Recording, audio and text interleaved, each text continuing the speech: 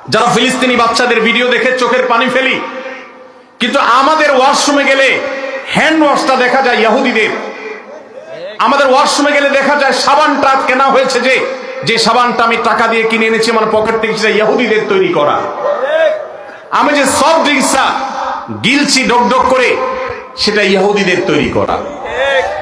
এই সমস্ত পণ্য আপনি যখন মুদি দোকান থেকে কিনেন, আপনি কোন দোকান থেকে যখন ইহুদিদের কোন পণ্য কিনেন, তখন আপনি পণ্য কিনেন না, আপনি মূলত ইহুদিদেরকে চাঁদা দেন বোমা হামলা করবার জন্য। আপনি যেটাকে টাকা দিয়ে সম্পদ কেনা, মাল কেনা মনে করছেন, এটা মাল কেনা নয়, এটা অভিশপ্তদের বোমাবাজিতে সাহায্য করা।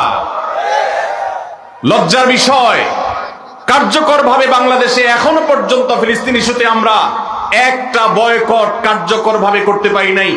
একটা সফট ড্রিঙ্কস শুধুমাত্র কিছুটা বর্জন করা গেছে আলহামদুলিল্লাহ, আর বাকি প্রোডাক্টগুলো সব যেভাবে সেভাবে রয়েছে।